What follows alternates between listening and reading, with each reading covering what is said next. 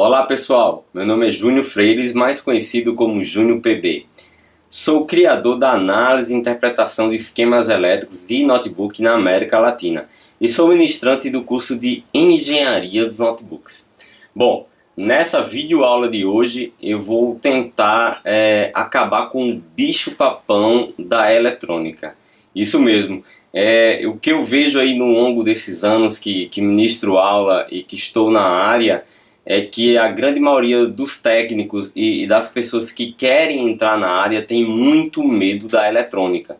Então essa aula eu vou fazer com que você possa tirar um pouco desse medo, tá? Então vou explicar os conceitos básicos da eletrônica, tá? Voltado para a placa do notebook, tá? Então não vou me aprofundar na eletrônica. Caso você queira se aprofundar na eletrônica, eu indico que você faça um curso do Senai, do Senac, esses cursos que abrangem mais, que levam mais de um ano. Então eu indico você fazer esses cursos caso você queira realmente se aprofundar na área, tá? Bom, então vamos dar início à aula de eletrônica. Espero que no final dessa aula você possa realmente tirar esse medo, esse bicho-papão da eletrônica e entrar na área e principalmente deixar de terceirizar seus serviços por medo da eletrônica, tá bom? Então vamos dar início à aula agora.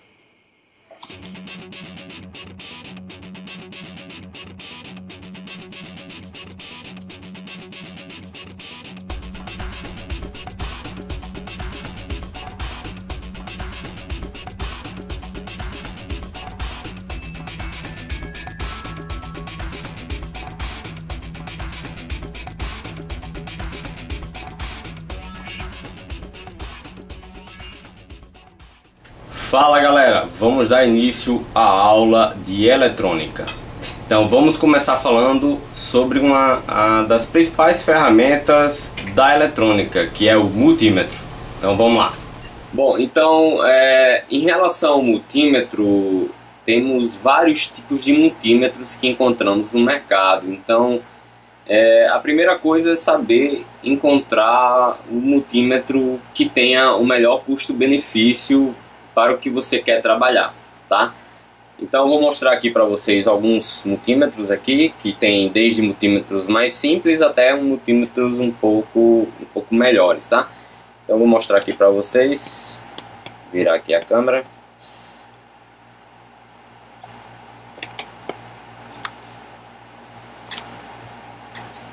Deixa eu botar aqui na tela para que vocês possam visualizar melhor. Bom, então tá aí, eu tenho aqui três tipos de multímetro, né? Tem esse multímetro aqui, ó.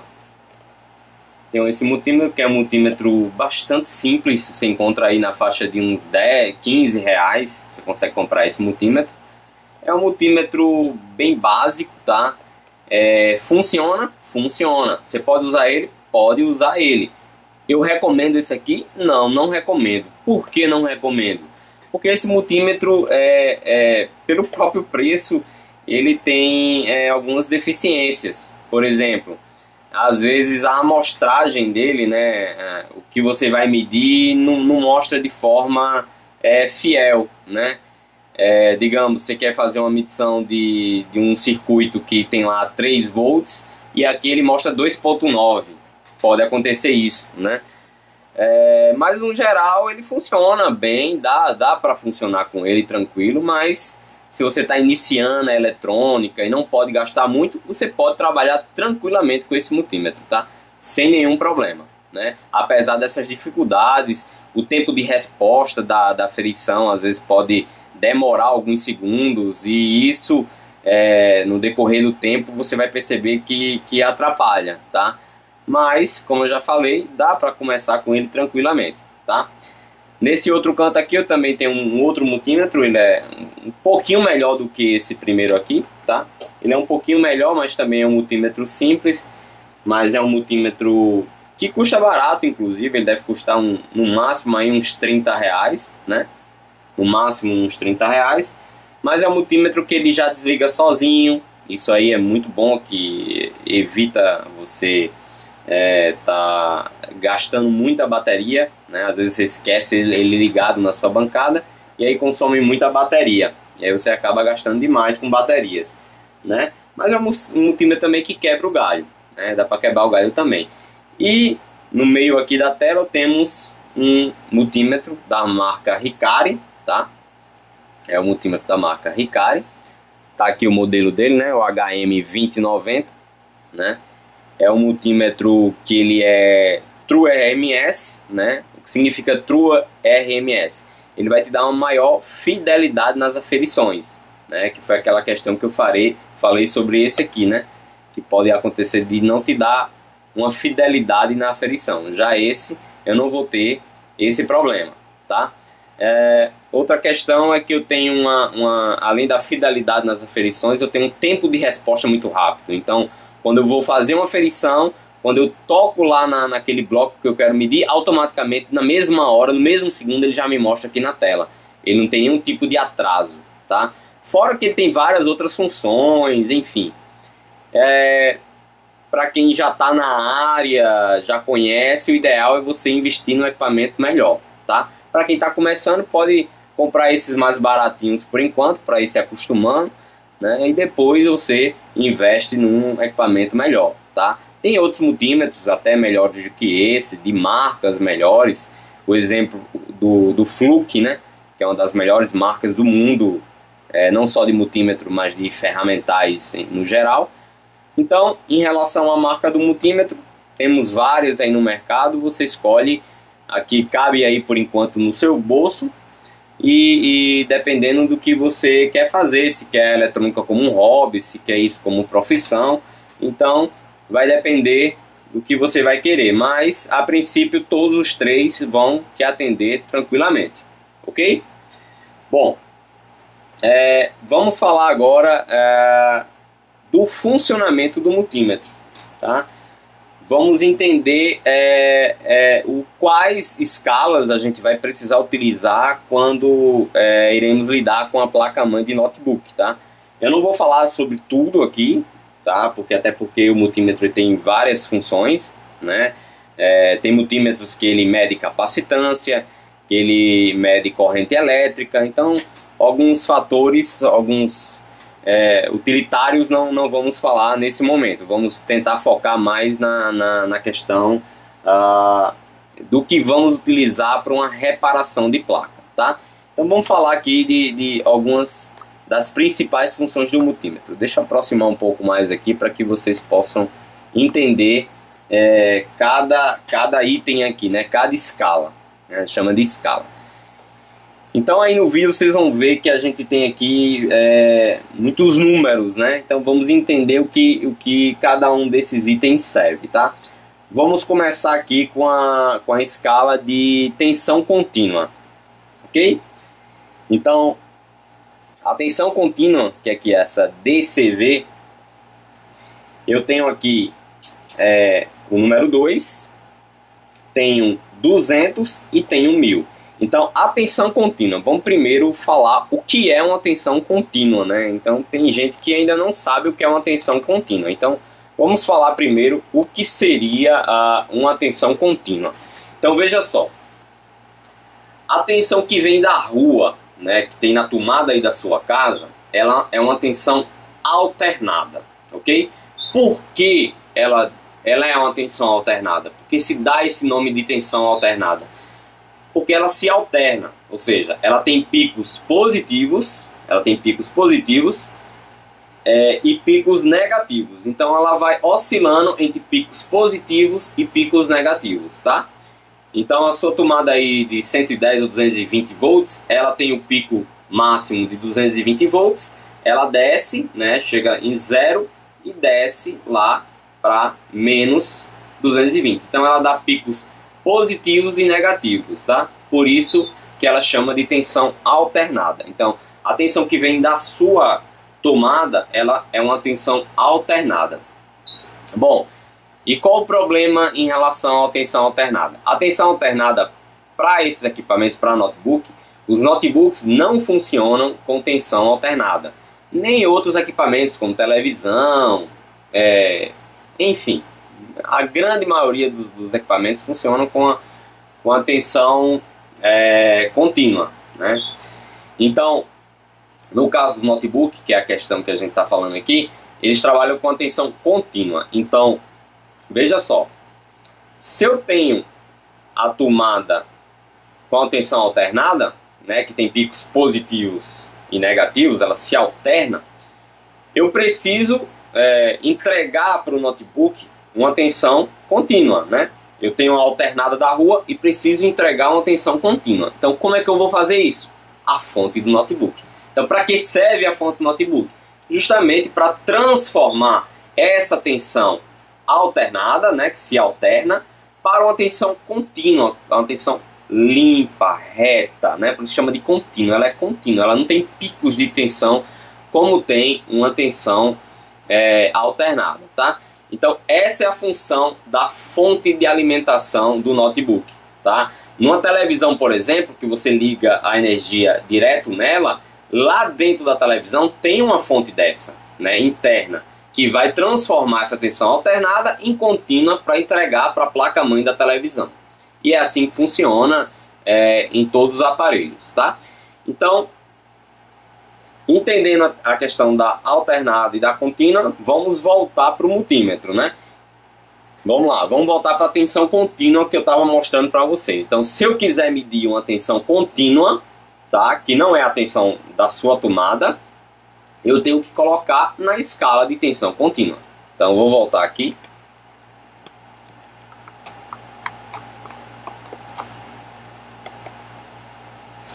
Então, como eu já estava falando, eu tenho aqui DCV, que é a tensão contínua, né, que normalmente em alguns outros multímetros, vou mostrar aqui esse outro multímetro, deixa eu mostrar aqui rapidinho.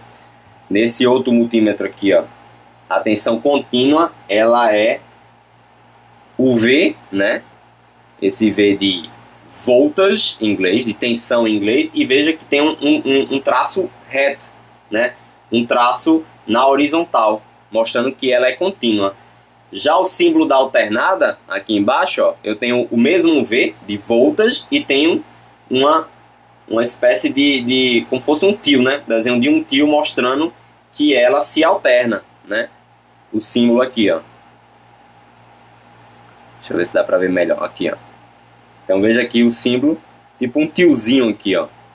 Mostrando que aqui é para tensão alternada. E aqui em cima eu tenho a tensão contínua. O V de voltage em inglês e o tracinho mostrando a tensão contínua, tá? Nesse multímetro. Nesse outro multímetro, né? Nesse aqui que eu comecei a mostrar, foi especificado aqui, ó, o DCV, tá aqui, ó. DCV, que é a tensão contínua, ok? Então eu tenho aqui 2, tenho 20, 200 e 1000. Então, dependendo o que eu vou medir, eu vou escolher essa escala aqui, tá? Então, se eu vou medir alguma fonte de 19 volts, por exemplo, eu vou escolher a tensão, a escala, né, de 20, ok? Eu vou escolher a escala de 20 volts para fazer essa aferição, ok? E a partir daí, eu vou utilizar as minhas pontas de prova do multímetro, né? Vou utilizar minhas pontas de prova, que no multímetro ele tem os encaixes, né? Ó. No multímetro eu tenho aqui os encaixes da ponta de prova. Eu tenho aqui, ó, o encaixe chamado de COM, né? Que é o terra, que é o preto, tá? Eu vou encaixar aqui no COM. E tenho aqui o vermelho, aqui, ó. O vermelho que, nesse multímetro aqui, ele já fala, ó. O vermelho ele vai medir tanto a tensão, o Vzinho aqui de voltage, aqui, ó. E vou medir também, ó, a resistência, tá? Esse símbolo aqui é símbolo de resistência, é o símbolo de ômega, que eu vou medir a resistência, que daqui a pouquinho eu falo para vocês. Então eu tenho tensão e resistência, então eu vou utilizar aqui a ponta positiva e vou encaixar, caso eu queira medir tensão ou resistência, beleza? Bom, então tensão contínua, acho que já deu aí mais ou menos para vocês entenderem, né? Então se eu for medir qualquer tensão, eu vou escolher aqui qual tensão, né? 20, 200, 1000, né? E vou utilizar minhas pontas de prova, né? Eu vou aterrar a minha ponta de prova, né? Se eu for medir, por exemplo, uma fonte de um notebook, eu vou aterrar na parte metálica do plug, e a positiva eu vou colocar dentro do plug, e aí eu vou conseguir fazer a minha aferição, ok? Então, tensão contínua, muito tranquilo, muito fácil, né? Já a tensão alternada, deixa eu mostrar aqui para vocês, que não é nosso foco, mas vou mostrar aqui rapidinho, que é o ACV, tá aqui, ó, ACV, que eu tenho 2 volts, aqui ó, 2 volts, 50 volts, 200 volts, 700 volts. Então, esse multímetro aqui mede até 700 volts. Então, se eu quiser medir a tensão está na tomada da minha casa, eu vou colocar, se for de 220, eu vou colocar na de 700, né? Se for 110, eu posso colocar na de 200, mas posso colocar na de 700 também. Aqui para medir tensões alternadas, as tensões que vêm da rua, tá? Então, tranquilo, contínua e alternada, fácil, tá? Bom, vamos falar agora sobre a resistência, tá? Vamos falar um pouquinho sobre medir resistência. Então, no multímetro, eu tenho as escalas de resistência, né? Vou mostrar aqui para vocês, que é aquele símbolozinho do ômega, né? Nesse multímetro aqui, ele colocou aqui, ó, vou mostrar aqui para vocês, o Rzinho de resistência, tá? Aqui, ó, o Rzinho de resistência. Em outro multímetro, vou pegar outro aqui, né, só para vocês verem em várias situações, né? Eu acho importante. Já nesse outro multímetro aqui, ó, ele colocou o símbolo de ômega. Aqui, ó, o símbolo de ômega. Então, se eu quiser medir resistência, eu vou medir aqui nesse símbolozinho de ômega, tá? E eu tenho também aqui a escala sonora, né? Tem a escala de diodo e a escala sonora. Então, a escala sonora é a mais utilizada aí quando você quer medir alguma resistência, que na verdade é impedância, mas é muito parecido, né? Resistência e impedância. Então você pode utilizar também o sonoro, né? Que nesse multímetro aqui eu também vou ter, tá? Mas voltando aqui para a resistência, para a escala de resistência, eu tenho aqui,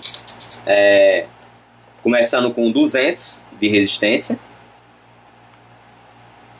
Deixa eu focar bem aqui. Eu tenho aqui 200 de resistência, tenho 2K, o K equivale a 1000, então que é 2000 de resistência. Eu tenho 200K, que é 200 mil. Aí eu já venho aqui para 2M, que M já é de milhão, 2 milhões de ohms, tá? Resistência, como é ômega, a gente chama de ohms, tá? E tenho aqui 20M de 20 milhões, tá? Então essa escala a gente chama de escala de resistência. E para que eu preciso entender essa escala de resistência? Então, a escala de resistência ela é muito importante para vários fatores, principalmente para você encontrar curto-circuito, tá? Então, para você encontrar um curto-circuito, você tem que entender a resistência daquele bloco, né? Daqui a pouquinho eu vou explicar para vocês, e também você utiliza essa escala para medir resistores, para saber se o resistor está com aquela resistência correta dele, né? Mas no geral, dificilmente você vai medir um resistor em relação ao notebook, tá? Porque é muito raro, raríssimo acontecer uma alteração no resistor em relação ao notebook, tá? É algo raríssimo de acontecer. Normalmente você vai utilizar a escala de resistência, mas para procurar curto-circuito, tá? Eu vou falar daqui a pouquinho sobre essa questão de curto-circuito para vocês.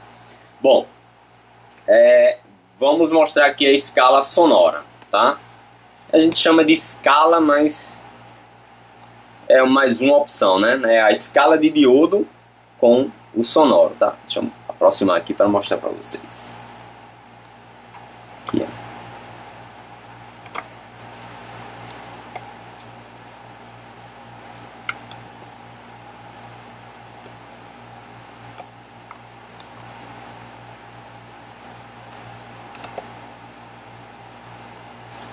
Então tá aqui, ó, tem um símbolozinho de diodo e tenho uma espécie de... Aqui, ó, deixa eu aproximar. Ó, um símbolozinho de sonoro, tá? Então essa escala aqui, né, de diodo e com sonoro, ela é uma escala muito importante. A gente vai utilizar bastante ela. Então no momento que eu coloco nela, vou setar essa escala aqui. Quando eu encosto uma ponta de prova na outra, eu vou ter um aviso sonoro. Ok? Então esse aviso sonoro que está acontecendo aí, esse aviso nada mais é que ele está dizendo que a minha ponta de prova ela tem continuidade uma com a outra. Ou seja, se eu for medir um fio de um lado para o outro, eu vou escutar esse apito aqui, tá? Eu tenho 0 de resistência. Aqui está mostrando 0, tá? O grande problema aí em relação à eletrônica que é o seguinte, que é os técnicos, ou aqueles que estão iniciando, ou que aprenderam errado, acham que no momento que ele escuta esse barulho aí, ó, quer dizer que ele encontrou um curto-circuito. Mas não tem nada a ver. Pode ser que sim, pode ser que não. Quando eu for falar de curto-circuito e dos blocos, vocês vão entender melhor, tá? Então essa escala sonora, a escala de continuidade, ó, ela é bastante importante, ok? Quando eu estiver falando sobre os componentes, aí vocês vão entender um pouco melhor o que eu estou falando, tá? Bom, então isso é o básico do básico do básico do multímetro, tá? Quis mostrar aqui apenas o básico, né? Como eu já falei para vocês, eu tenho várias outras funções. Para quem quer realmente se aprofundar, eu indico que você procure uma videoaula falando só sobre o multímetro ou ingresse num curso mais aprofundado, tá? Bom, enfim, agora vamos começar a falar sobre os componentes eletrônicos, tá? Então vamos lá. Bom pessoal, então aqui eu coloquei os principais componentes utilizados numa placa-mãe para que vocês possam entender qual é a função deles na placa, tá? De cada um deles na placa. Vamos começar aqui com os capacitores, né? Tá aqui os capacitores, temos vários tipos de capacitores. Deixa eu ver se eu mostro aqui na imagem para vocês. Temos vários tipos de capacitores. Deixa eu focar bem aqui. Esse é um capacitor eletrolítico. Tá aqui, ó. Ele vai ter uma numeração, né? Aí você vai ver que ele é de 330, né? Capacitância de 330. E ele é de 6.3. A tensão dele, tá? Em V, né? Em voltage. Então ele aguenta até 6.3 volts e ele armazena até 330, tá? Eu vou falar sobre a função do capacitor e vocês vão entender o que é essa questão de armazenamento, né? E de tensão. Bom, então tem vários tipos de capacitores. Daqui a pouquinho eu vou falar sobre cada um deles, tá? Tem vários tipos de capacitores. Desse lado aqui temos os PWM, né? Que também tem uma função muito importante na placa. Ele tem vários terminais, né? Vou virar eles aqui, ó. Ele tem vários terminais ao redor deles, tá? Ele tem uma função muito importante na placa. Você também encontra vários na placa. Temos também aqui os MOSFETs, né? Vou mostrar aqui para vocês os MOSFETs. Aqui, ó. Também tem vários tamanhos, tá? A função é a mesma, independente do tamanho dos MOSFETs. Deixa eu mostrar aqui. Ele normalmente tem 8 terminais, né? É um padrão. Tem também de outros terminais, de 3 terminais, mas normalmente o mais utilizado é o de 8 terminais, né? Principalmente para os circuitos de chaveamento. Então tenho aqui os MOSFETs. Tenho também as bobinas, tá? Vou mostrar aqui para vocês, espera aí. Então temos aqui as bobinas, aqui, ó.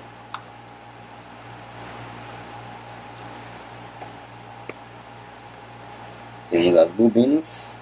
Também se encontra bastante nos circuitos, as bobinas, tá?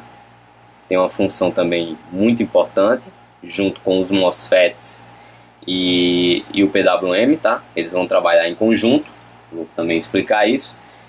E temos aqui, por fim, né, os resistores. Aqui, ó, os resistores. Que em reparação de placa de notebook é o que é menos importante, são os resistores, tá? Depois eu vou explicar por que eles são menos importantes. Bom, então, esses aqui são os principais componentes, ok? São os principais componentes, os capacitores, PWM, MOSFETs, bobina e os resistores. Então, são os principais componentes da placa. Então, para que você comece a consertar uma placa, você tem que conhecer bem esses componentes, saber a função deles na placa, para daí então começar realmente o conserto, tá? Então, não tem como você querer consertar algo se você não entende dos componentes eletrônicos e da eletrônica. Isso é o básico para você pensar em começar a consertar, tá? Então o conserto nada mais é do que você juntar a eletrônica, junto com o conceito do funcionamento do equipamento em conjunto com o esquema elétrico. Então, se você sabe como os componentes funcionam, se você entende da eletrônica e sabe como os componentes funcionam, se você entende da placa e sabe como a placa funciona, os estágios da placa, em conjunto com a planta baixa, com o esquema elétrico, é aí que vem o conserto. Sem isso, não tem conserto. Sem isso, é puro macete, receita de bolo. É tudo o que você não deve ter, é isso. Você vai consertar na doida, no macete. Então, o nosso intuito do curso de engenharia dos notebooks foi sempre fazer com que as pessoas realmente entendam do circuito. Tá? Entendam o que cada componente está fazendo ali. E principalmente entenda da sequência do funcionamento do equipamento. Sem a sequência do funcionamento, esqueça, não vai ter como consertar, tá? Bom, vamos falar agora individualmente sobre cada componente desse aqui, tá? Eu vou começar falando sobre os capacitores. O que é que os capacitores estão ali na placa? Para que eles servem, né? Então vamos entender o funcionamento do capacitor, tá? Vamos lá.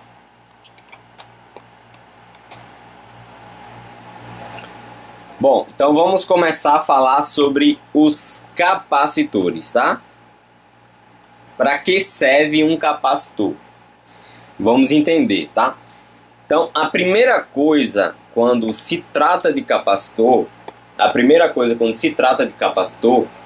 você tem que entender para que serve um capacitor, ok? Então, o capacitor ele tem uma função básica que é armazenar cargas elétricas, armazenar a tensão, tá? Imagine que o capacitor é uma caixa d'água, tá? Que você enche de água. Então, o capacitor é a mesma coisa. Ele se enche de energia, ok? Então, na placa-mãe de notebook, para que serve um capacitor? O capacitor ele se enche de energia no caso de ruídos na linha, né? Se caso vier um ruído, né? Ele vai tapar aqueles ruídos. Ele está cheio de energia, ele vai pegar aquela energia para ele. Digamos que eu estou com uma linha de 19 volts e tem um capacitor naquela linha de 19 volts. O que é que aquele capacitor vai fazer ali? Ele vai se encher daquela tensão, né? Ele vai se encher de cargas elétricas. Então, se caso aconteça um ruído naquela linha, o que é que o capacitor vai fazer? Vai despejar tensão para tapar aquele ruído. Bastante simples, tá? Vamos entender melhor agora. Bom, então tá aqui o capacitor, os capacitores, né? Eu tenho vários tipos de capacitores, tá? É importante você entender os tipos de capacitores. Esse aqui, como eu já mostrei, é um capacitor eletrolítico, tá? Vou mostrar aqui na câmera. Ele é um capacitor eletrolítico. ele é de 330. Então, o que é esse 330? Esse 330, imagine que é o tamanho da caixa. A gente está usando uma analogia de caixa d'água. Então, imagine que esse 330 é o tamanho da litragem dele. É o quanto ele aguenta armazenar cargas elétricas, tá? A gente chama de 330 microfará, ok? Tem microfará, picofará e nanofará, tá? Vamos nos ater mais ao microfará e ao picofará, que é utilizado nas placas, tá? Principalmente o microfará. Então, esse capacitor aqui ele é de 330 microfará, ok? O microfará ele é maior, o pico já é menor e o nano é menor ainda, tá? Então, os notebooks trabalham com picofará, que são os capacitores bem pequenos, e o microfará, que é um capacitor normalmente um pouco maior, tá? Então, esse capacitor aqui, por exemplo, é um capacitor eletrolítico, ele armazena 300... Deixa eu pegar aqui na câmera. Ele armazena 330... Aqui, ó. Não sei se está dando para ver, acho que sim. Ele armazena 330... Aqui, ó. 330 a capacitância dele, microfará, por 6.3 volts. Então, esse capacitor aqui, eu não posso botar numa linha de 19. Por quê? Porque ele vai explodir. Ele só aguenta 6.3 volts. Então, ele vai explodir. Ele não vai aguentar a tensão de 19, porque ele foi projetado para aguentar no máximo 6.3. Então, eu posso botar esse capacitor aonde? Em qualquer linha que seja de 6.3 para baixo, tá? Então, normalmente você vai encontrar esse capacitor aqui nos notebooks na linha de 5 volts e na linha de 3 volts. É bastante comum encontrar esse capacitor aqui na linha de 3 e na linha de 5. Sempre você vai encontrar um capacitor de 6.3 volts, tá? Então, ele se enche com 330 microfará. Eu tenho também esse outro tipo de capacitor, que é um capacitor também eletrolítico. Não sei se dá para pegar aqui na câmera. Deixa eu pegar com a pinça, que talvez fique melhor. Então, tenho aqui, ó, esse capacitor, que também é um capacitor que é utilizado muito nos notebooks, tá? Não sei se vai dar para pegar bem.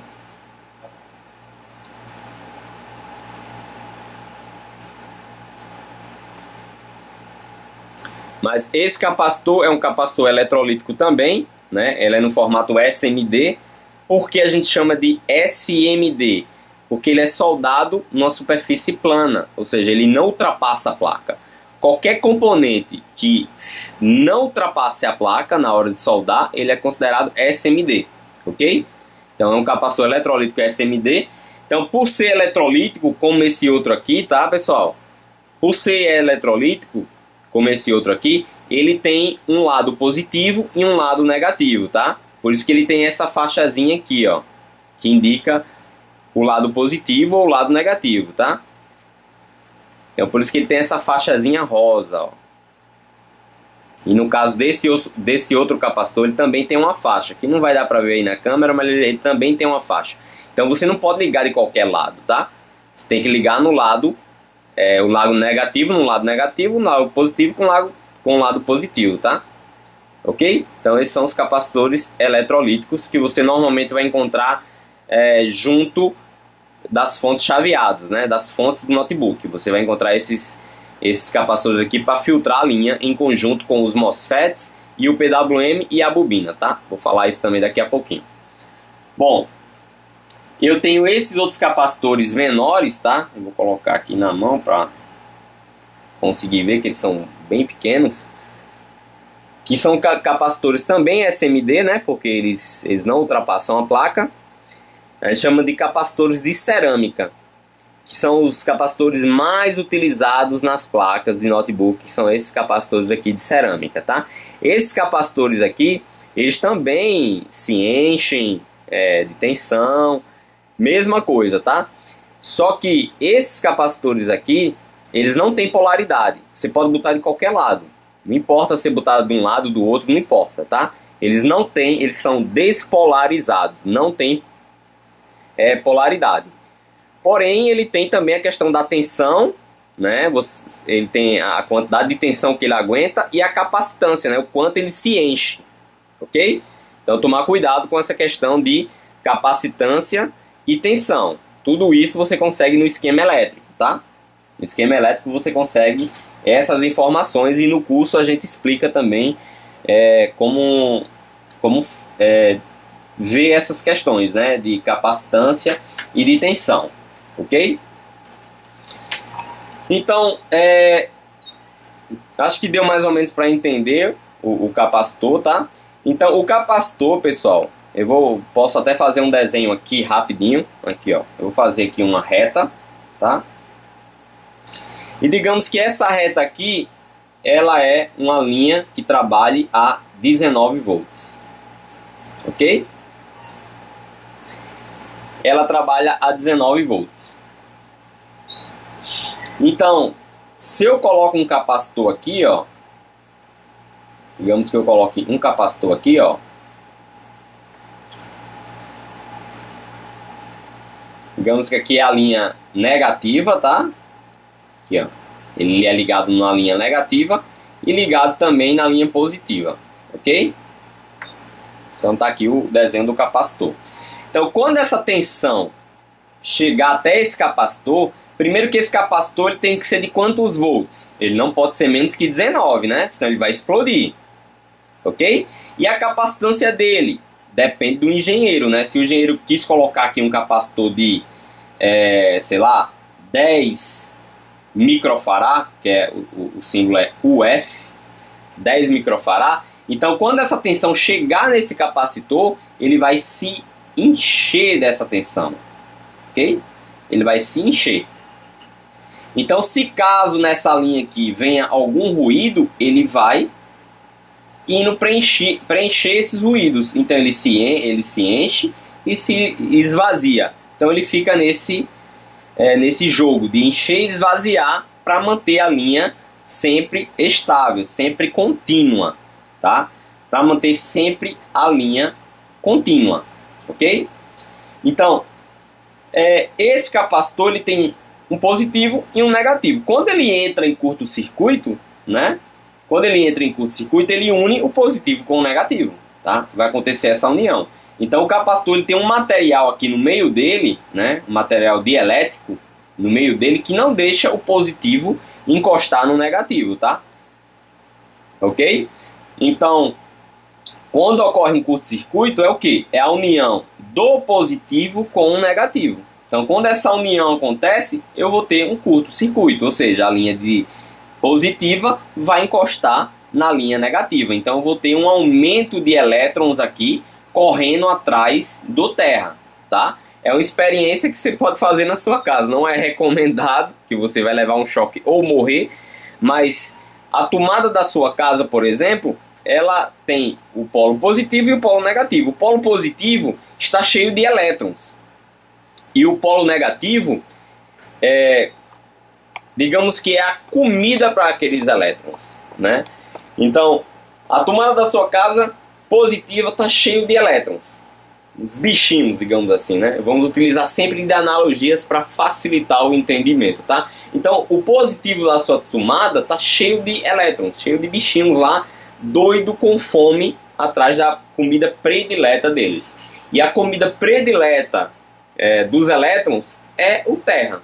Então, na sua tomada da sua casa, eu tenho um positivo e tenho um negativo. O negativo está cheio de terra, cheio de comida. E o positivo cheio de elétrons, querendo aquela comida. Então, se você pega um garfo e encosta o positivo no negativo, você está fazendo o quê? Está fazendo com que os elétrons do positivo vão atrás da comida dele, né? Então, vai gerar uma corrente elétrica. Então, você vai levar um choque. Porque os elétrons vão correr pelo seu corpo até chegar na comida, né? No terra. E aí vai provocar um choque. Você vai levar um baita de um choque. É assim que acontece na nossa energia. Então, quando acontece um curto-circuito na placa, o positivo do capacitor, por exemplo, se uniu com o negativo. Aconteceu um curto-circuito. E aí a placa fica em curto-circuito. é aí onde a gente vai utilizar a eletrônica, né, para encontrar esse curto-circuito, ok? Então, voltando para o capacitor, eu tenho, não esquecer que eu tenho a tensão do capacitor e a capacitância dele. Perceba que nas placas dos notebooks, 99,9% dos capacitores são ligados ao terra. Todos os capacitores ligados ao terra são capacitores de filtro, estão ali para filtrar. Então, se vem algum ruído, ele está se enchendo daquela tensão, né, de cargas elétricas e vai dar para o circuito para que o circuito supra aquele ruído. Então, basicamente é isso. O que é que um capacitor faz numa placa? Tira ruído só. Então, se você encontra um capacitor bem pequenininho em curto-circuito, você simplesmente pode eliminá-lo. E você não precisa nem colocar outro no lugar. Como assim? Eu não preciso colocar outro? Não. Dependendo da capacitância dele, você pode até eliminar ele, deixar sem ele, que a placa vai funcionar normalmente. O ideal é você fazer a reposição. Mas se você quiser não repor, pode deixar até sem. Se a capacitância dele for pouca, lembre-se que numa placa tem milhares de capacitores. Não é um capacitor com a capacitância de picofarad, que é quase nada, é que vai fazer uma diferença numa placa. Normalmente não faz diferença. Claro que depende muito da placa, né? Eu estou falando de placa de notebook. Se eu vou para uma placa de um MacBook, por exemplo, ou de um equipamento que está mais suscetível a não deixar margem, né? O ideal é você repor mesmo, ok? Sempre o ideal é repor, mas na prática não necessariamente você precisa repor, depende muito da capacitância daquele capacitor, tá? Então, em resumo, para que serve um capacitor? Para armazenar cargas elétricas, para tirar ruídos da placa, só. É difícil? Não é difícil. Então, se eu medir, por exemplo, a continuidade de um capacitor, se eu pego, vamos para o multímetro agora, para a gente finalizar os capacitores. Então, eu estou aqui com o meu multímetro. Vou pegar aqui. Então, eu vou aqui na escala de continuidade, tá? Deixa eu colocar aqui. Na escala sonora, né? Ó. Então, se eu pego um capacitor desse aqui, ó. Vamos pegar um capacitor desse aqui. Vou pegar esse outro aqui.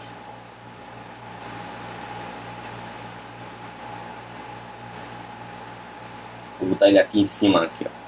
Então, eu tô com esse capacitor aqui em cima, ó. Então, eu vou medir de um lado para o outro dele. Lembre-se que tem um material dielétrico aqui no meio.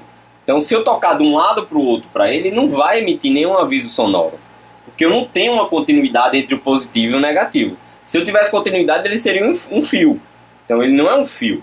Ele tem um material que separa o positivo do negativo. Então, se eu toco de um lado para o outro nele, se caso emita um aviso aqui sonoro, ele está em curto-circuito, tá? Esse capacitor. Então, vamos lá. Toquei de um lado para o outro, veja que eu não tenho. Você está pegando aqui na câmera. Deixa eu tentar mostrar melhor. Aqui, ó. Toquei de um lado para o outro dele. Não vai ter nenhum aviso sonoro. Ó. Se eu tocar no multímetro, ó, eu tenho um aviso sonoro. Mas se eu tocar no capacitor de um lado para o outro, eu não vou ter nenhum aviso sonoro. Então esse capacitor ele tá bom, ok? Pelo menos ele não está em curto, né? Eu não sei se ele está com alteração de capacitância, porque também existe essa questão, né? Digamos que ele é de 330 microfarad e ele esteja com a capacitância reduzida. Em vez de 330, está com 100, tá? Isso é muito difícil de acontecer em notebook, tá? Acontece muito em alguns notebooks na linha do processador, né? Que eu tenho uma deficiência de capacitância, né? De filtro, porque eles são filtros, os capacitores são filtros. Então, se eu tiro um capacitor desse aqui, que ele tem um grande poder de filtro, a linha vai fazer o quê? Vai gerar ruído na linha. E se gerar ruído na linha, o que é que vai acontecer? A placa não vai funcionar. Aquele bloco não vai funcionar com ruído, tá? Por isso que eu tenho capacitores, para tirar os ruídos das linhas, ok? Então, veja que o capacitor de um lado para o outro, ele não tem nenhum aviso sonoro. Vou pegar outro aqui, um cerâmico, um bem pequenininho. Você está dando para ver aqui, ó, que ele é muito pequenininho. Vou aproximar mais um pouco. Ali, ó, ele ali. Então, se eu tocar do lado para o outro dele e ele emitir um aviso sonoro, porque ele está em curto. Peraí. Toquei de um lado para o outro nele, não emitiu nenhum aviso sonoro. Então, esse capacitor ele não está em curto. Deixa eu ver se algum desses está em curto. Todos esses capacitores aqui que eu tenho aqui, eles estão em boas condições. Ok? Então, para testar um capacitor, mede de um lado para o outro dele, tá? Só que na placa, você não vai precisar fazer esse tipo de aferição na placa. Você não vai precisar disso, tá? Eu explico no curso. Você não vai precisar medir os capacitores para saber se eles estão em curto. Não é assim que funciona, porque você vai descobrir o curto na linha. Ou seja, a linha tem milhares de capacitores. Então você não... todo mundo que está na linha vai ficar em curto. Um só estando em curto, toda a linha vai mostrar que está em curto. Então você tem 1 milhão de capacitores naquela linha. Como é que você vai descobrir qual é aquele capacitor? Qual é aquele componente que está em curto? Você vai utilizar a fonte assimétrica, que é aquela ferramentazinha ali, ó, que está lá. Ó, essa é a fonte assimétrica. Então, através da fonte assimétrica, que você vai encontrar o componente que está em curto-circuito. Você acha o curto com o multímetro, né? Em conjunto com a tabela de resistências, tá? Porque o que é mais importante é você saber a resistência de cada bloco. Se você não tem essa informação, você nunca vai saber onde é que tem um curto. Porque eu vou dar só um exemplo. Na fonte do processador, do bloco do processador de uma placa de notebook, a resistência lá é muito baixa, né? A resistência lá é cerca de 10 ohms ou até menos, 5 ohms, 3 ohms.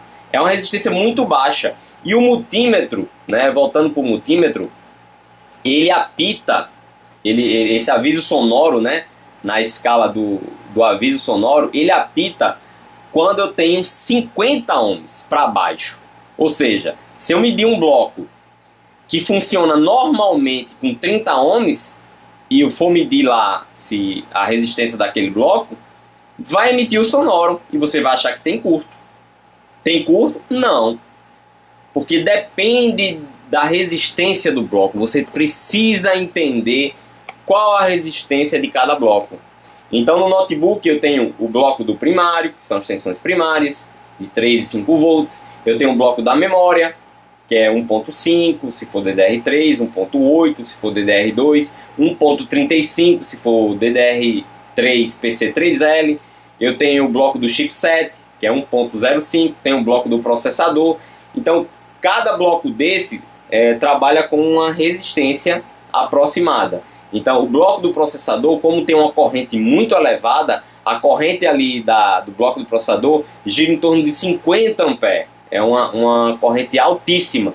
Então quanto mais corrente gira em torno daquele bloco, eu tenho uma resistência menor daquele bloco, tá? Isso é a lei de Ohm. Pesquise que você vai entender. Quanto maior a resistência, quanto maior a corrente elétrica, menor a resistência, ok? Então no bloco do processador, se eu for medir uma placa de notebook no bloco do processador na escala sonora, vai apitar. Todos eles vão apitar.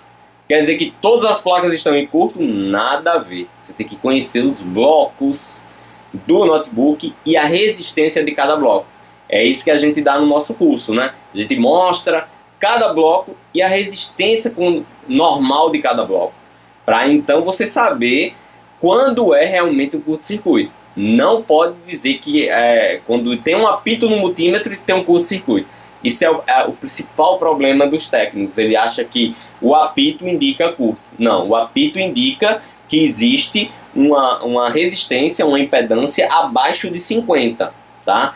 Se der 0,000, que é zero total, continuidade total, zero de resistência, aí sim você pode considerar um curto, né? Agora, se der 10 de resistência, vai continuar apitando. Mas tem curto? Não sei. Depende do bloco que eu estou atuando. Por isso que você tem que saber quais são as resistências de cada bloco. Senão você vai ficar perdido. Você vai ficar achando que tem curto em todo canto. E vai ficar injetando a esmo, né, na doida, a fonte assimétrica. Isso vai causar prejuízos. E o falso positivo é quando não tem curto e você acha que tem, né? Isso eu explico também no curso, tá? Bom, então finalizamos aqui os capacitores. Vamos agora falar sobre sobre os MOSFETs, tá? Vamos lá. Bom, vamos falar agora sobre os MOSFETs, tá? Qual é a função dos MOSFETs na placa do notebook, tá? Bom, os MOSFETs normalmente eles têm 8 terminais, né? Eles são conhecidos como SOIC 8. SOIC 8, tá? Então, a função dos MOSFETs no notebook é o seguinte. Basicamente, eu tenho duas funções para eles, tá? Quando se fala de MOSFETs em relação à entrada do notebook, né? A entrada de tensão, né? Quando a gente fala de MOSFETs, deixa eu mostrar aqui o MOSFET. Vou tentar aqui mostrar na mão que acho que dá pra ver melhor. Aqui. Tem 8 terminais, como eu já falei. Tá aqui, ó.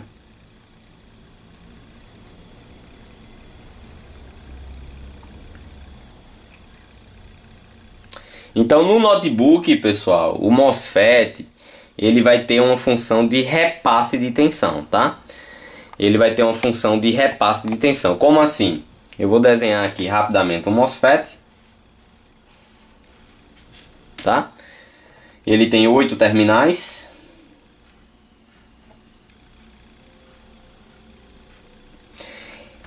Três terminais serão o source, tá? Vou botar a letra S aqui de source. Um terminal será o gate, que é o portão. E os outros 4 terminais serão o dreno, tá? Os drenos. Então, basicamente, o MOSFET eu tenho 3 terminais. Apesar de eu ter 8, mas na verdade eu tenho 3. Só 3, né? Porque esses 3 terminais são colados, chamados de source. Um outro terminal separado é o portão. E o outro terminal, que são 4 terminais interligados, é chamado de drenos. Então, qual é a função do MOSFET? O que ele recebe aqui, né, no source ou no dreno, ele passa para o outro lado. Olha que coisa difícil. Ou seja, se eu tenho 19 volts aqui, ó. 19 volts aqui, tem que passar para o outro lado. Os 19 volts. Ponto final. Essa é a função do MOSFET. Repasse de tensão. Ok? E quem vai comandar esse repasse de tensão? O portão. Ok? Então aí nas aulas vocês vão entender, né? Como é que faz para o portão abrir. Porque esse portão ele tem que abrir para a tensão passar, tá? Quando é que ele vai fechar? Vocês vão entender isso aí no curso. E existe uma aula só falando sobre os MOSFETs, né? Os tipos de MOSFET, MOSFET canal N, canal P. Dependendo do tipo de MOSFET, ele vai abrir e fechar o portão de forma diferente, tá? Mas no geral o MOSFET ele faz isso. Ele tem uma tensão do lado e repassa para o outro de acordo com o portão, ok? Se o portão ordenar que ele passe, ele passa. Isso aqui eu estou falando do MOSFET de entrada, tá? A gente chama de MOSFET de entrada. É aquele MOSFET que está no início. Após a entrada de tensão, eu sempre vou ter um MOSFET de entrada numa placa de notebook, tá? É meio que padrão.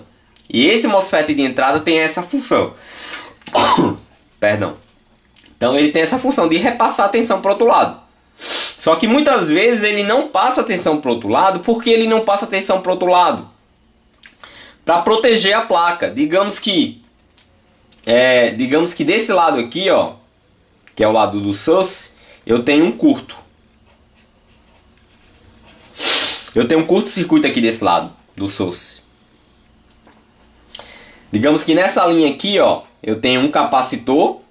Vamos desenhar aqui um capacitor ligado ao terra aqui, ligado à linha positiva, a linha 19 volts, por exemplo. E esse capacitor entrou em curto com terra. Ou seja, se essa tensão aqui repassar para o outro lado desse MOSFET, se ele repassar para o outro lado, o que é que vai acontecer? Vai explodir esse componente, porque aqui vai ter... Quem é que vai chegar aqui nesse capacitor? Os elétrons morrendo de fome querendo terra. Imagine milhares de elétrons correndo atrás dessa comida. Vai explodir. O componente não vai aguentar. Pode fazer até um buraco nas trilhas, né? Na placa. Ok? Então, para evitar essa explosão, o que é que o MOSFET faz? Fecha o portão. Para não deixar a tensão passar. Simples. Só que os técnicos acham que porque a tensão não está passando, o defeito é no MOSFET. Tem nada a ver. Na verdade, ele está ótimo, perfeito. Ele está protegendo a placa e você acha que o defeito é o MOSFET? Nada a ver. Né? Pode ser o MOSFET, claro que pode. O defeito nessa saturação dele, né? Na passagem de tensão de acordo com o portão. Pode ser um defeito? Pode. Mas 99% não é defeito no MOSFET. Normalmente é curto-circuito ou alguém que controla o portão, tá? Lembre-se que aqui eu tenho um carinha que controla, né? Eu tenho um porteirozinho aqui, ó. Eu tenho um carinha que manda esse portão abrir ou fechar. Eu tenho esse porteiro aqui, ó, controlando esse portão. Ok? Então, às vezes pode ser esse porteiro aqui que esteja com preguiça, enfim. Então, essa é a função dos MOSFETs na placa, tá? Essa é a função dos MOSFETs na placa. O MOSFET de entrada, tá? Que fique bem claro. Por que eu estou falando o MOSFET de entrada? Porque a gente tem outros MOSFETs, que é os MOSFETs dos blocos das tensões, tá? Esses MOSFETs, eles vão repassar, mas vão acontecer uma queda de tensão, né? Vai acontecer uma regulagem de tensão, tá? Em conjunto com o PWM, né? Então esses MOSFETs eles não vão acontecer exatamente esse repasse aqui, né? O que tem de um lado você não vai encontrar do outro, tá? A gente chama isso de fonte chaveada, né? Que é utilizando dois MOSFETs, né? Um PWM, uma bobina e um capacitor. Então, usando praticamente tudo da eletrônica, a gente vai ter uma formação de um bloco, de uma fonte, né? Que é a fonte da memória, do chipset, do processador. Então, essas fontes são compostas de PWM, dois MOSFETs, uma bobina e um capacitor. Eu vou explicar depois no final, todos eles juntos funcionando para vocês entenderem. Só fique claro que essa questão de repasse aqui, normalmente a gente vai ver isso aqui nos MOSFETs de entrada, tá? Na verdade, em todos os MOSFETs, com exceção dos MOSFETs dos blocos das fontes chaveadas, tá? Que é a fonte da memória, do processador. Esses MOSFETs não funcionam exatamente assim, tá? Porque não vai ter aí só um porteiro controlando, vai ter toda uma estrutura controlando isso aqui para regular a tensão. Então é um pouco diferente. Mas os MOSFETs da entrada e outros MOSFETs funcionam assim como eu coloquei aqui nesse desenho. Beleza? Bom, vamos falar rapidinho aqui agora sobre as bobinas, ok? Vamos começar a falar das bobinas agora. Vamos lá, vamos falar sobre as bobinas, tá? O que é as bobinas, para que elas servem na placa do notebook? Para que ela serve, né? Para que ela é utilizada na placa do notebook? Bom, a bobina, na verdade, é uma espécie de fio, né? É um fio, é um pedaço de fio. Só que enrolado, né? É um enrolamento, mas é um pedaço de fio.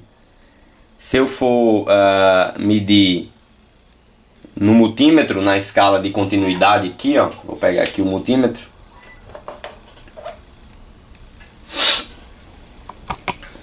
E vou colocar aqui na escala de continuidade,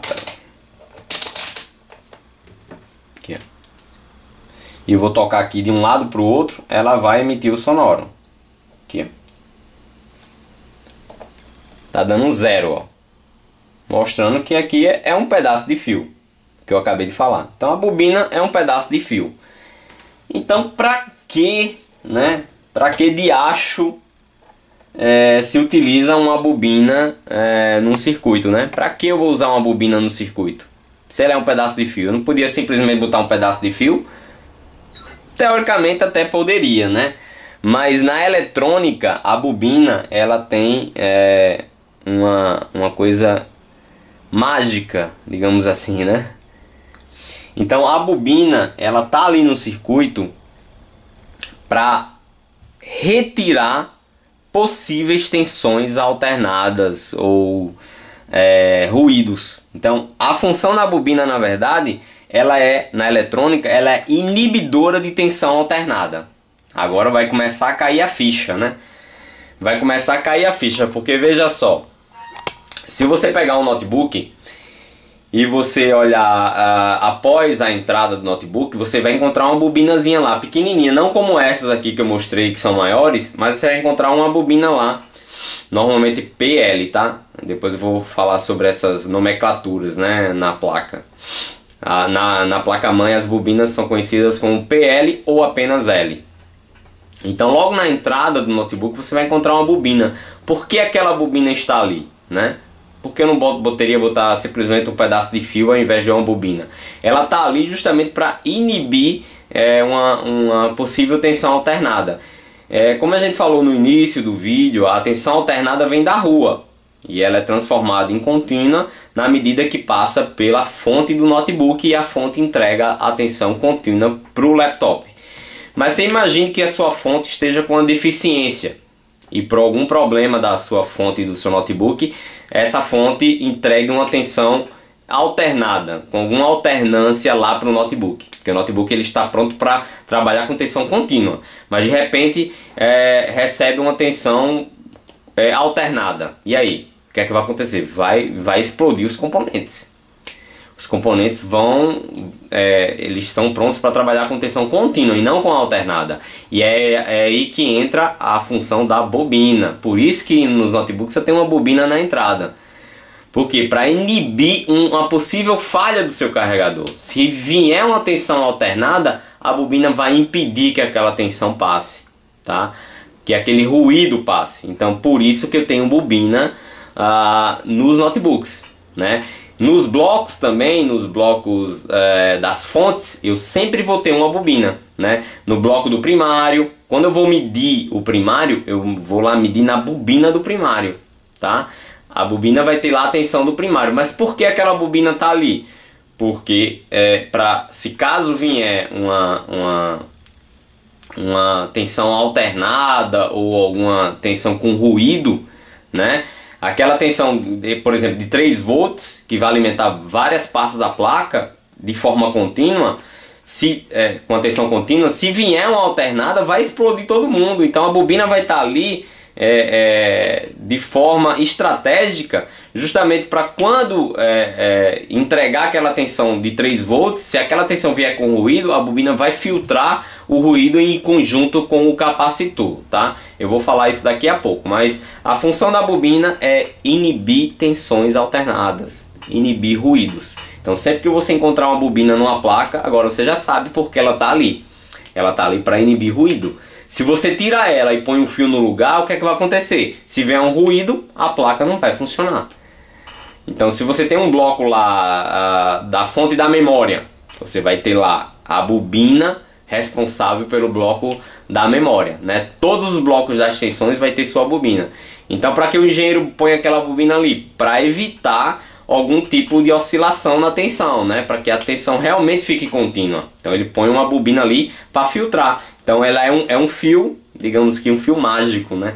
Que filtra tensões alternadas. Então se eu tiro aquela bobina e ponho um fio, se vier uma tensão alternada, vai desarmar o circuito, né? Ou explodir alguma coisa, ok? Então, tranquilo aí a função da bobina. Espero que tenha ficado claro. Vamos falar agora sobre o PWM. Bom, vamos falar agora sobre o PWM, tá? Vou pegar aqui e colocar na mão para que possa ver melhor. Tá aqui o PWM. São bem pequenos, vários terminais. Então, o PWM na placa do notebook, ele vai servir para quê? Para gerar as tensões dos blocos, tá? Então, as tensões dos blocos normalmente são geradas com o PWM, mas o PWM ele não trabalha sozinho.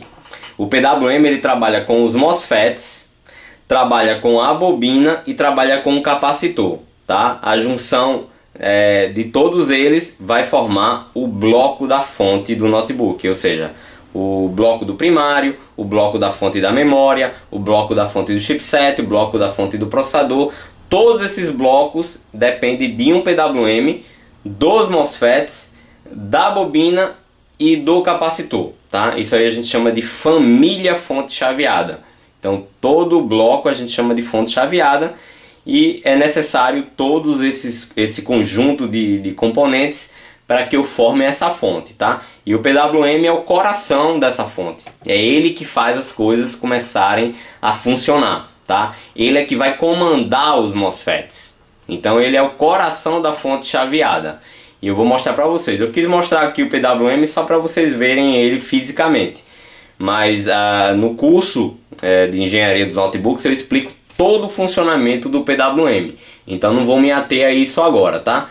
A minha proposta aqui é apenas mostrar o PWM, ok? Eu vou mostrar como é que funciona a formação do bloco. Mas antes disso, para finalizar a parte de eletrônica, eu vou falar agora sobre os resistores, tá?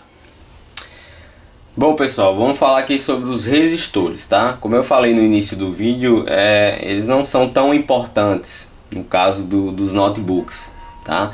Porque eles não dão um problema. É muito difícil você encontrar uma alteração num resistor.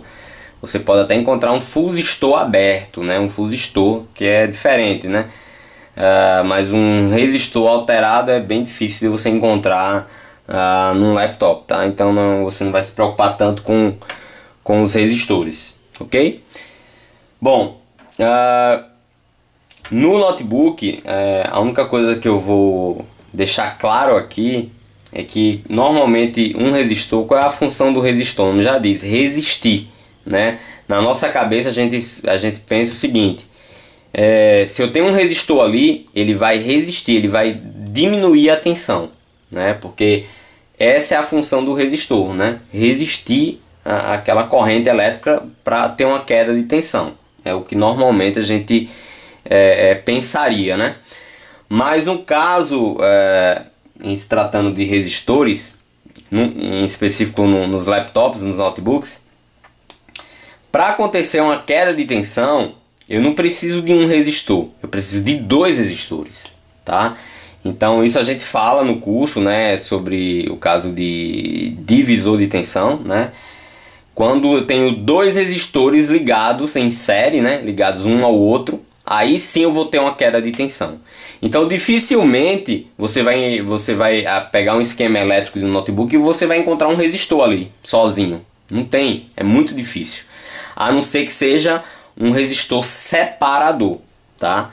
Que na verdade na eletrônica a gente chama de resistor de pull-up, né?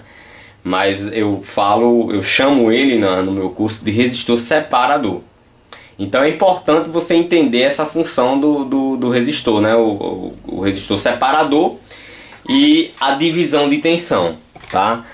Então, como eu já falei, você não vai se preocupar muito com isso em relação à eletrônica. Mas em relação ao notebook em si, você tem que entender realmente a função, principalmente do resistor separador, né? Para que você consiga entender o bloco. Então a gente fala muito bem disso no curso, né? Que é o resistor separador ou de pull-up. E fala também da divisão de tensão, ok? São basicamente as funções do resistor. Mas, como eu falei, não é algo de outro mundo, não é algo tão importante assim. Mas é importante sim essas questões do uso dos resistores nos notebooks, tá? Mas se você está iniciando agora, por enquanto, com as informações que eu já passei, já dá para você já ir destrinchando essa parte da eletrônica. Então, por enquanto, não se preocupe com resistores, tá? Por enquanto, não. E tem muito material aí de resistores que você encontra na internet. Mas nos laptops a gente vai estudar o resistor com a função de pull-up e o resistor com função de divisão de tensão. São as duas funções que a gente precisa entender nos laptops, ok? Agora eu vou falar um pouquinho sobre a fonte chaveada para a gente poder, enfim, encerrar essa aula, tá? Vamos lá. Bom, agora vamos utilizar tudo, praticamente tudo que a gente viu do início da aula até agora, né? Para formar a fonte do notebook, tá?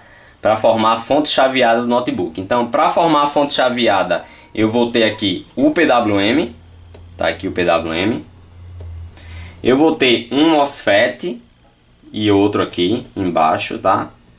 Eu vou ter a bobina e vou ter o capacitor. Então, praticamente todos os componentes que a gente falou vão estar aqui inseridos nessa fonte, tá? Para fazer essa fonte funcionar, ok? Então, vamos entender aqui rapidinho. Então, eu tenho aqui um MOSFET, né? Que ele vai receber 19 volts. Então, todo MOSFET de fonte chaveada, a gente chama de MOSFET de alta. Ele recebe os 19 volts, tá? Que é esses 19 que vai se transformar nesses 3 volts aqui, ó. Ok? Graças a esses 19 que eu vou transformar de 3. Aqui eu estou dando um exemplo de uma fonte chaveada de 3 volts, tá? Que é comum no notebook, né? Que é a fonte primária. Então veja só, eu tenho aqui dois MOSFETs que eles têm os seus porteiros, né? Os seus gates aqui, ó. Os seus portões, que vão ser controlados pelo PWM, tá? Então essa tensão aqui de 19 volts, né? O que é que vai acontecer com ela? Ela vai descer para cá. Esses 19 vai descer para cá, ok? Esses 19 volts vai descer para cá. Só que essa tensão aqui, esse bloco aqui é de 3. Eu não posso deixar esses 19 aqui, senão vai explodir meu bloco, tá? Até porque se eu vou colocar aqui esse capacitor, ele é de 330 microfarad por 6.3 volts. Então se eu colocar aqui 19, vai explodir esse capacitor e explodir toda essa linha. Então esse 19 que ele desceu para cá, ele não pode ficar aqui. É por isso que eu tenho esse outro MOSFET aqui, que é chamado de MOSFET de baixa, tá? Que é esse MOSFET que está aqui embaixo. Esse MOSFET aqui, ele é ligado ao terra, tá? Ele é ligado ao terra. Então esse MOSFET aqui, ele vai ter a função de pegar esses 19 e tirar fora e deixar apenas o que eu quero, que é os 3 volts. Então para isso acontecer, eu preciso dos dois MOSFETs e o PWM é que vai fazer isso. É que vai saturar os MOSFETs, né? E vai mandar aqui uma onda quadrada para esses portões, para que esses MOSFETs eles saturem sem parar. Eles saturem sem parar, né? Eles repassem a tensão sem parar, né? E o que ele não quer de tensão, ele joga por terra para deixar constantemente aqui uma tensão de 3, né? Porque esse circuito foi projetado para ter 3. Então ele vai entregar para a bobina 3 volts. Ele vai entregar para a bobina 3 volts, só que vai entregar uma tensão repleta de ruído aqui, ó, para a bobina. Ele vai encontrar 3 volts aqui, ele vai mandar 3 volts para cá, mas repleto de ruído. É por isso que a bobina vai estar aqui. Porque a bobina, quando esses ruídos passarem para a bobina, vai chegar aqui, ó, 3 volts contínuos. 3 volts limpinhos vão chegar aqui, ó. Passou da bobina, a bobina vai travar essa briga que fica acontecendo aqui entre os MOSFETs, né, de alta e baixa. Então a bobina vai travar essa oscilação que foi entregue para ela e vai entregar uma tensão contínua aqui do outro lado, limpinha. Se entregar a tensão com um certo ruído aqui, ó, um pouquinho de ruído ainda, até porque o ruído desse lado aqui é gigante, né?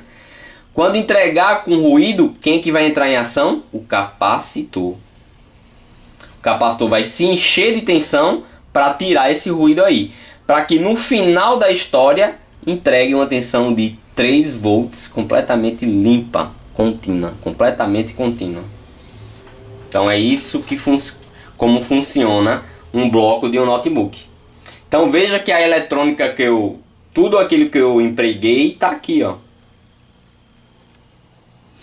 E aí vamos a algumas situações só para finalizar. Se esse MOSFET aqui de alta, aqui, ó, se esse MOSFET que recebe 19, ele entrar em curto, eu vou precisar saber, medir se ele está em curto? Não. Porque se ele entrar em curto, ele vai matar a tensão de 19. E quem é que vai morrer? O carregador do notebook. Se você liga o carregador do notebook e o carregador desarma, é porque tem alguém na linha de 19 em curto. E aí o que é que eu faço? Fonte assimétrica, né? Lembrando que lá no começo eu tenho um MOSFET de entrada. Lá no começo do laptop, ó, eu tenho um MOSFET de entrada que recebe os 19 volts aqui, ó, os 19 lá da entrada, e repassa os 19 para o outro lado.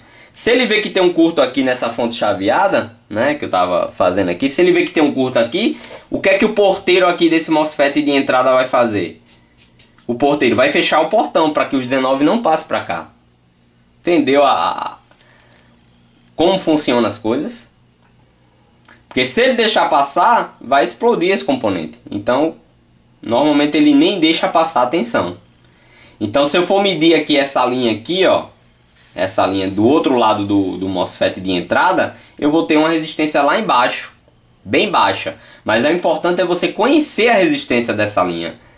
Como é que eu posso determinar que aqui tem um curto se eu não sei qual é a resistência normal dessa linha? É por isso que tem a tabela de resistências que eu entrego no curso, tá? Sem isso você não tem como determinar se tem curto ou não. Ok? Então, pessoal, a eletrônica não é difícil. A eletrônica é muito fácil. Como tudo na vida, quando você começa a primeira vez entrar em contato com a eletrônica, você fica desesperado sem entender. Mas é muito tranquilo, é você entender do funcionamento do multímetro, né? Saber como utilizar o multímetro e entender cada componente eletrônico, né? Que aí, enfim, a gente pega aqui uma placa, né? E aí a gente vai ter tudo isso que a gente falou, vai estar aqui, ó. Tudo que, ó, veja que eu pego a placa aqui, ó, eu vou ter aqui, ó, várias bobinas, tá vendo? Cada bobina dessa é uma tensão na placa.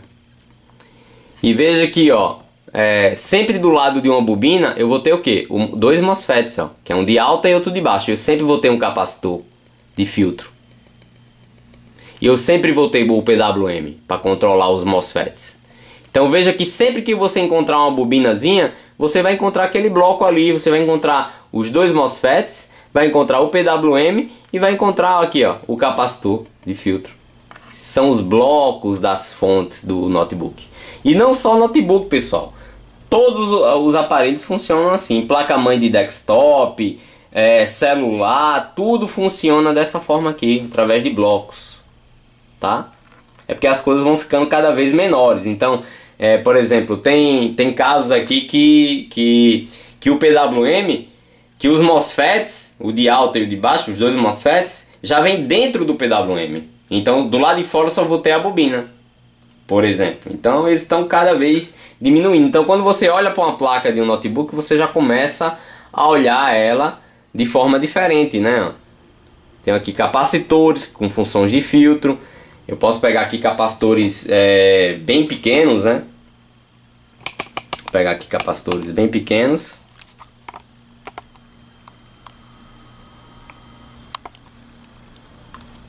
Pegar exemplo aqui, ó, de esses capacitores aqui, ó, bem pequenos, ó. Então, qual é a função desses capacitores? Filtro. Veja que eles são cerâmicos, eles não têm polaridade. De um lado vai estar no terra, do outro lado um positivo, né? Os dois lados não podem estar aterrados, né? Cuidado com a questão do aviso sonoro, tá, pessoal? O sonoro não quer dizer exatamente curto, depende do bloco, tá? Então agora quando você pegar uma placa, você já vai ver de forma diferente uma placa. Quando você vê vários capacitores na placa, você pode medir os capacitores e você vai ver que um capacitor vai estar ligado ao terra.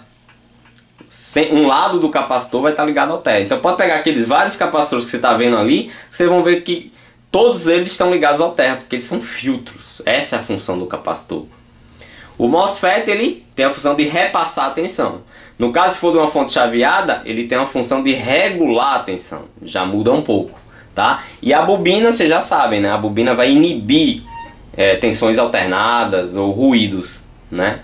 Em conjunto com o capacitor também, tá? Então, a eletrônica não é tão difícil assim. Tá bom, pessoal? Espero que eu tenha ajudado vocês a entender essa questão da eletrônica, tenha tirado aquele bicho papão da eletrônica, que essa foi a minha função aqui. Espero que eu tenha conseguido, tá? E é isso aí. Eu encontro vocês no curso de Engenharias Notebooks, no qual vocês vão entender não só a eletrônica, mas o funcionamento do equipamento sob o ponto de vista da planta baixa, do esquema elétrico, tá bom?